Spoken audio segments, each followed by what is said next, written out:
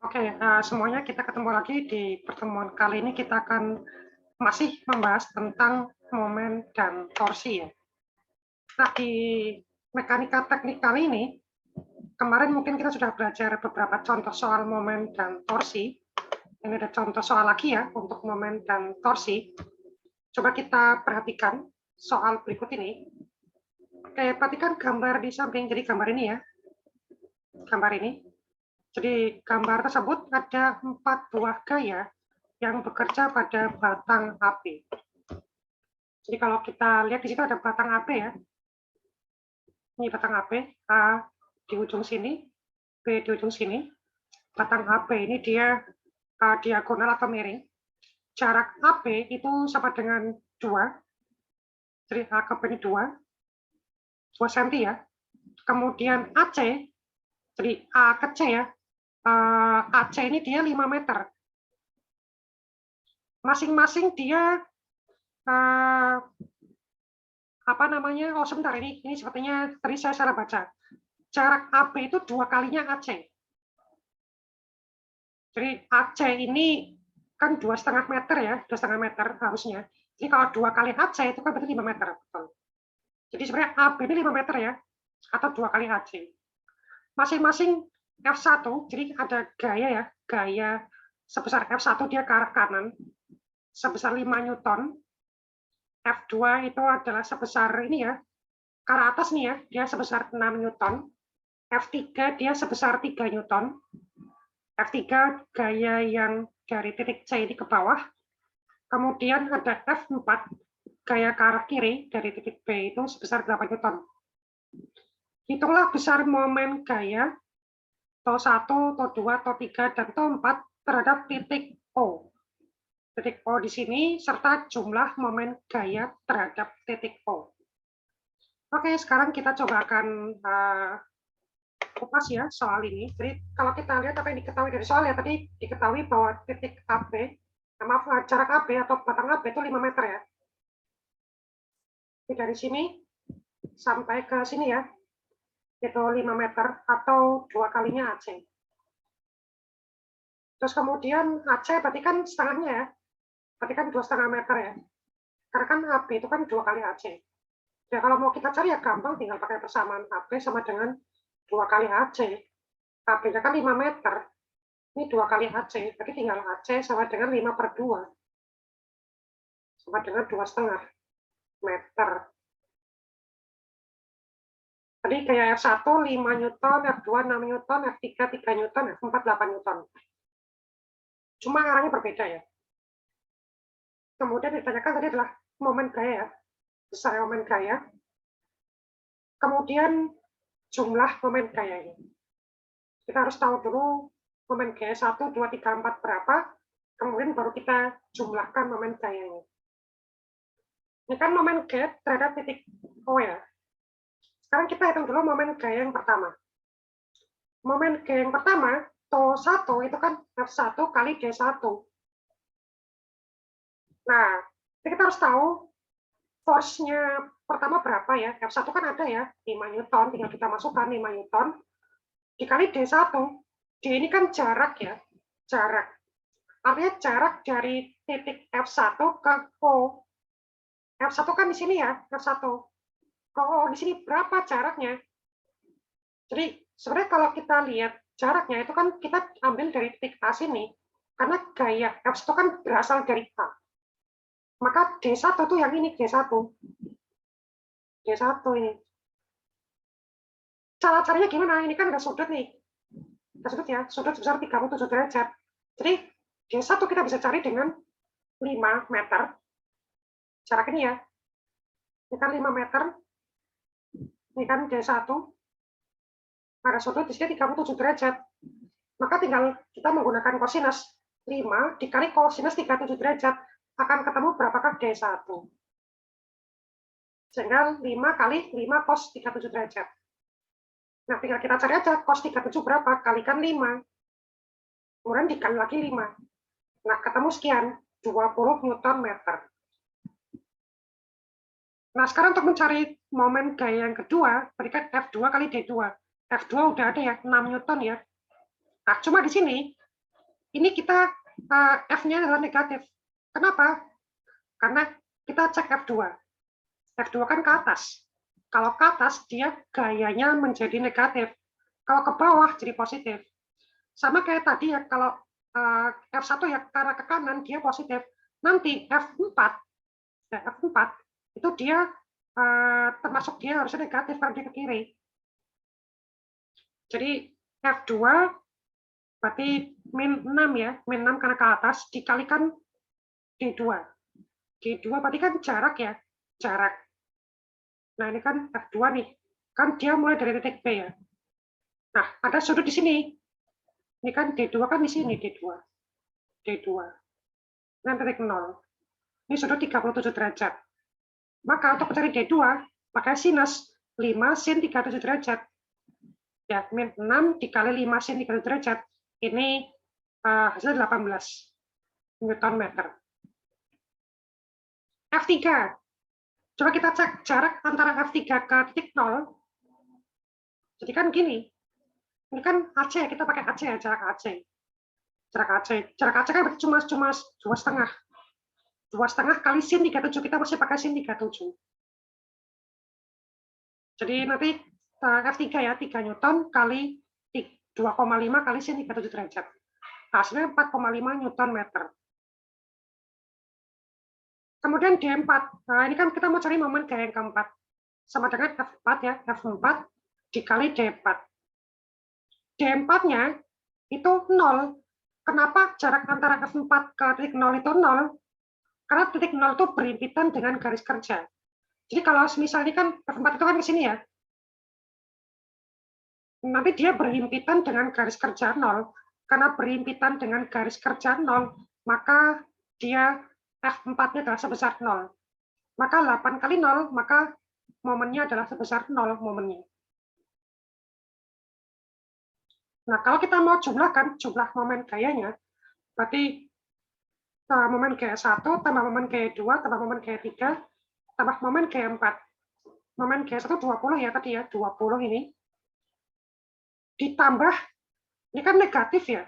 Nah, negatif nih, negatif ini ditambah negatif 18. Ini 20 min 18. Kemudian ditambah dengan TO3. Nah, ini TO3 kalau kita lihat nih TO3 nih. TO3 dia ke arah bawah. Kita kurangi dengan 4,5 ya. Sorry, ini ditambah ya, sorry. Kan 20 kurangi 18 kan 2. 2 tambah 4,5, 6,5. Ini berarti positif ya, ini tetap positif nih. Kenapa positif? Karena kan dia kayaknya ke bawah ya. Ke bawah dia positif, ke atas dia negatif. Jadi tambah 0, ini berarti jadi jumlah momen gayanya itu 6,5 Newton meter. Jadi kan dia positif ya, positif ya. Berarti kalau dia ini kan kalau dia positif, artinya bahwa gaya yang terjadi itu dia masih searah dengan jarum jam, bukan berlawanan. Kalau dia masih positif. Tapi kalau misalkan dia negatif, berarti gayanya itu akan berlawanan dengan arah putaran jarum jam. Nah, itu soal tentang momen gaya ya. Nah, sekarang kita akan masuk ke gerak translasi dan gerak rotasi. Nah, gerak translasi itu apa? Jadi gerak translasi itu merupakan gerakan menggeser. Karena suatu gaya F yang akan menggeser sebuah benda. Nah, kalau semisal jumlah gaya yang bekerja pada suatu benda itu tidak sama dengan 0, maka benda itu akan bergeser dengan percepatan tertentu. Tapi kalau jumlah gaya-gaya yang bekerja itu menghasilkan resultan yang 0, maka bendanya tidak akan bergeser. Secara matematis itu dirumuskan seperti ini. A sama dengan delta F per M. Jadi kalau kita cek ini sebenarnya hukum 2 Newton ya. Jadi kalau kita lihat, kalau misalkan gaya kita perbesar nih, kalau gaya kita perbesar, maka percepatan juga akan makin besar, karena antara gaya dengan percepatan kan berbanding lurus. Kalau gaya diperkecil, maka percepatan benda juga akan semakin kecil. Nah, nilai perbandingan antara besaran gaya dengan percepatan itu konstan. Jadi linear ya. Jadi antara gaya sama percepatan dia dia berbanding lurus linear dengan asumsi masanya dia tetap atau dengan asumsi dia masanya konstan. Nah, pada gerak translasi massa benda merupakan ukuran kelembaman atau momen inersianya. Jadi suatu benda itu dia punya sifat kelembaman. Sifat lembam adalah sifat mempertahankan keadaan mula-mula. Nah, kita dalam kehidupan kita sehari-hari itu akan sangat sering ya kita menemui sebuah fakta bahwa menggeser benda yang masanya besar lebih sulit dibandingkan kita menggeser benda yang masanya lebih kecil. Jadi kalau misalkan sebuah benda dia momen inersianya semakin besar, maka benda itu akan makin sulit untuk digeser atau akan makin sulit untuk melakukan gerakan translasi. Nah, sekarang coba kita lihat ya tentang gerak rotasi ya. Kalau misalkan kita bicara gerak rotasi, momen inersia pada suatu benda itu bergantung pada bentuk benda dan juga letak sumbu putar benda itu pada gerak rotasi. Nah, gerak rotasi sendiri itu kan merupakan gerak pada bidang datar yang lintasannya berupa lingkaran. Nah, coba kita perhatikan gambar ini. Misalkan kita punya sebuah batang ya, sebuah batang, masanya kita abaikan, panjangnya sebesar R, dan salah satu ujung batang di titik P di sini itu ditetapkan sebagai poros rotasi. Jadi ini poros rotasinya. Pada ujung batang yang lain berarti di sini dihubungkan dengan sebuah gerakan partikel dengan partikel yang bermassa sebesar m kecil. Sekarang kalau sistem diputar dengan poros P, kan berarti bisa diputar ke sini, bisa diputar ke sini ya. Ini kan porosnya kan di sini. Maka nanti partikelnya kan berotasi dengan kecepatan sebesar V. Nah, nanti energi kinetik dari rotasi partikel itu dirumuskan seperti ini. EK sama dengan setengah kali mv kuadrat. Setengah kali massa dikalikan kecepatan kuadrat. Nah, karena V sama dengan R kali W itu adalah kecepatan momentum sudut ya, kecepatan sudut ya, omega ini kita beda omega. V itu kan R kali omega, maka V-nya bisa kita ganti dengan R kali omega. Atau sama dengan setengah M kali R kuadrat omega kuadrat. Nah, di sini MR kuadrat nih ya, MR kuadrat yang ini, itu merupakan momen inersia yang kita sering simbolkan dengan simbol I, momen inersia. Jadi karena momen inersia itu I sama dengan M kali R kuadrat. Nanti M-nya dia dalam satuan kilogram, R kuadratnya R-nya itu dalam satuan meter. Jika dikuadrat, kan itu jadi M kuadrat. Makanya I sama dengan, itu dia satuannya kilogram meter kuadrat. Itu satuan untuk momen inersia.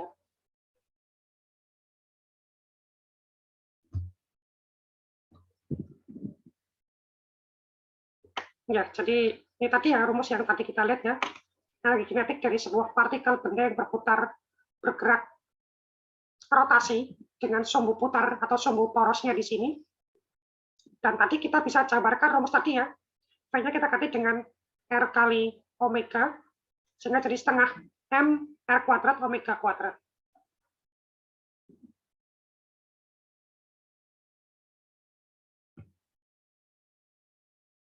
Nah, momen inersia yang ada pada sebuah benda itu tergantung dari bendanya. Jadi kalau semisal kita punya benda nih, kita punya benda misalkan seperti ini lempengan tipis, plat tipis ya, dengan poros di sini. Kalau porosnya di sini, maka nanti momen inersianya itu sama dengan 1/12 mA kuadrat.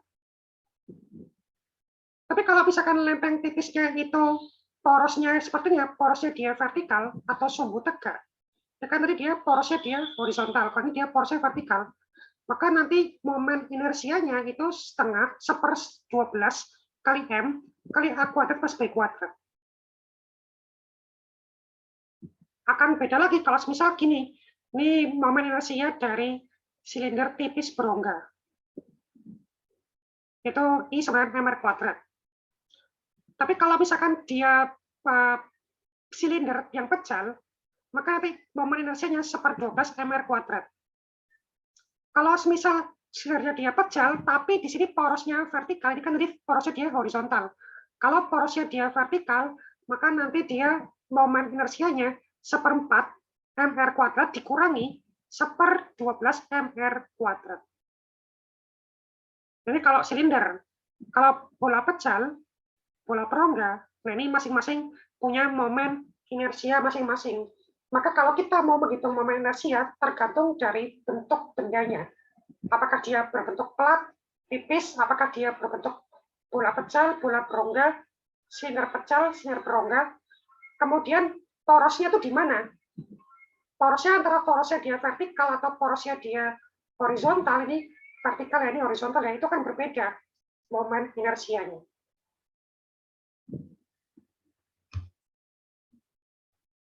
Nah, coba kita masuk ke contoh soal. Sebuah roda gila atau flywheel ya, sebuah roda gila bermasa 20 kg dan jari-jari girasinya, jadi jari-jari gairnya itu 5 cm. Berapakah momen inersianya? Ini soal yang gampang sekali ya. Kita tahu bahwa massa dari roda gilanya 20 kg, berarti M-nya diketahui dalam kilogram, kemudian radius atau jari-jari dari gearnya itu 5 cm. Kita harus rubah ke dalam meter. Tinggal 5 bagi 100 ya, atau 5 kali 10 pangkat min 2. Jadi dia dalam satuan meter. Tinggal kita pakai rumus ini, I sama dengan mr kuadrat. Masanya 20 kg, R-nya itu 5 kali 10 pangkat min 2. Atau 0,05 ya, meter kuadrat. Sehingga akan jadi begini. 20 kali 5 kali 10 min 2 ya. Ini harusnya ini ya, harusnya 20 kali 5 kan berarti 100 ya. 100. Ini tinggal, oh maaf ini kan 5 kali 2 ya.